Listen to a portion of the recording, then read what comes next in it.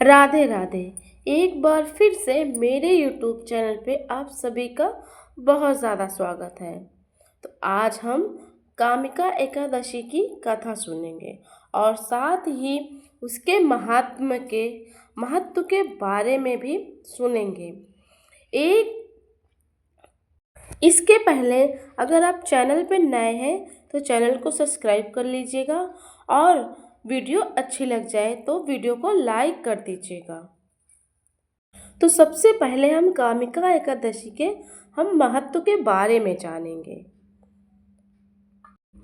एक बार की बात है, अर्जुन ने भगवान श्री कृष्ण से कहा कि हे प्रभु, मैं आषाढ़ मास के शुक्ल पक्ष की देवशयनी एकादशी का विस्तार से वर्णन सुना था।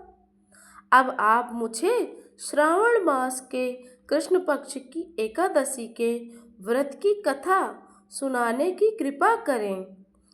इस एकादशी का क्या नाम है और इसकी क्या विधि है और इसमें किस देवता का पूजन होता है। इसका व्रत करने से मनुष्य को किस फल की प्राप्ति होती है। तब भगवान श्री कृष्ण ने कहा, हे श्रेष्ठ धनुधर अर्जुन, मैं श्रावण मास के पावन एकादशी की कथा सुनाता हूँ। ध्यान से सुनो। एक बार इस एकादशी की पावन कथा को भीष्म पितामह ने लोकहित के लिए नारद जी को सुनाया था। नारद जी ने कहा था कि हे भीष्म पितामह, आज मेरी श्रावण मास के कृष्ण पक्ष की एकादशी की कथा सुनने की इच्छा है, अतः आप इस एकादशी की कथा आप विधान से सुना दीजिए। नारद जी की इच्छा को सुनकर भीष्म पितामह ने कहा था कि हे नारद जी, आपने बहुत सुंदर ही प्रस्ताव किया है और हे नारद, आप इस कथा को ध्यानपूर्वक सुने। श्रावण मास के कृष्ण पक्ष की एकादशी का नाम कामिका एकादशी होता है। इस एकादशी की कथा सुनने मात्र से ही वाजपेयी यज्ञ के फल की प्राप्ति होती है।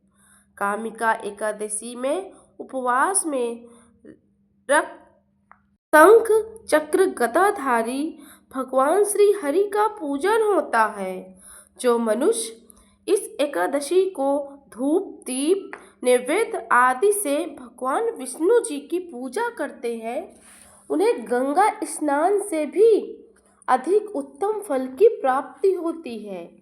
सूर्य ग्रहण और चंद्र ग्रहण में केदार और कुरुक्षेत्र में स्नान करने से जिस पुण्य की प्राप्ति होती है, वह पुण्य कामिका एकादशी के दिन भगवान विष्णु की विधि पूर्वक पूजा करने से प्राप्त हो जाता है।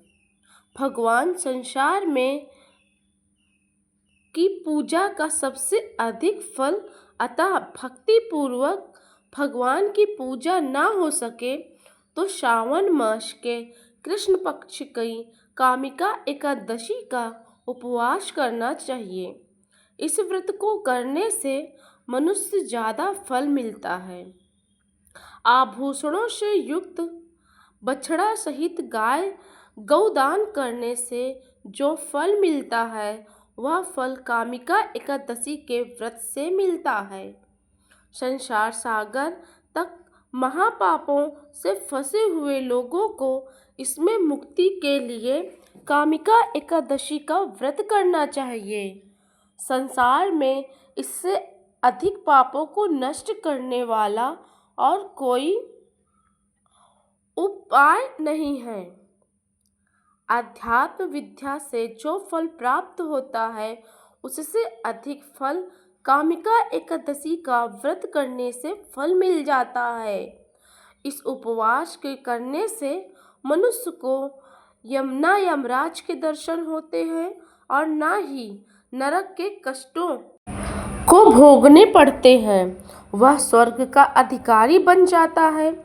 जो मनुष्य इस दिन तुलसी दल से विधि पूर्वक भगवान विष्णु का पूजन करते हैं वे संसार सागर में रहते हुए भी औरों से अलग होते हैं। हे नारद जी, भगवान की अति प्रिय तुलसी जी को मैं प्रणाम करता हूँ। तुलसी जी के दर्शन मात्र से मनुष्य के सभी पाप नष्ट हो जाते हैं।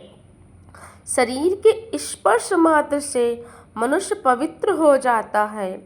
जो मनुष्य तुलसी जी की भक्ति पूर्वक भगवान के चरणों में अर्पित करता है उसे मुक्ति मिल जाती है। इस कामिका एकादशी की रात्रि को जो मनुष्य जागरण करते हैं और जो दीपदान करते हैं उनके पुण्यों को लिखने में चित्रगुप्त भी असमर्थ होते हैं। एकादशी के दिन जो मनुष्य भगवान के सामने दीपक जलाते हैं उनके पितृ स्वर्गलोक में अमृत का पान करते हैं। कामिका एकादशी की व्रत के कथा के अनुसार एक गांव में एक वीर क्षत्रिय रहता था। एक दिन वह किसी कारणवश उसकी एक ब्राह्मण से हाथापाई हो गई और उसके हाथों उस ब्राह्मण की मृत्यु हो गई। अपने हाथों द्वारा गलती से मारे गए उस ब्राह्मण की क्रिया को उस क्षत्रिय ने करनी चाहिए, परंतु पंडितों ने उसे ऐसा करने पर मना कर दिया। ब्राह्मणों ने बताया कि तुम पर ब्रह्म हत्या का दोष लगा है। पहले पश्चाताप कर उस पाप से मुक्त हो जाओ, तभी हम तुम्हारे घर भोजन करेंगे। इस पर क्षत्रिय ने पूछा कि इस पाप से मुक्त होने के लिए क्या उपाय है? मुझे वो उपाय आप लोग बताएं। तब ब्राह्मणों ने बताया कि श्रावण मास के कृष्ण पक्ष की एकादशी को भक्ति पूर्वक भगवान श्री हरि विष्णु जी का व्रत पूजन कर ब्राह्मणों को भोजन कराएं। उनका आशीर्वाद प्राप्त करके तुम्हें इस पाप से मुक्ति मिल जाएगी। पंडितों के बताए हुए तरीके से व्रत करने वाली रात में श्री हरि भगवान विष्णु ने क्षत्रिय को दर्शन देकर कहा कि तुम्हें ब्रह्म हत्या के पाप से मुक्ति मिल गई है। इस व्रत को करने से ब्रह्म हत्या आदि के सभी पाप नष्ट हो जाते हैं और इस लोक में सुख भोग कर प्राणी अंत में विष्णु लोक को जाते हैं। कामिका एकादशी के इस महात्म को सुनने और पढ़ने से मनुष्य स्वर्गलोक को प्राप्त होते हैं। तो ये थी कामिका एकादशी की व्रत कथा। आप सभी को ये कथा कैसी लगी और एकादशी के दिन ये व्रत कथा अवश्य सुनी और पढ़ी जाती है। ओम श्री शिवाय नमस्तुभ्यम।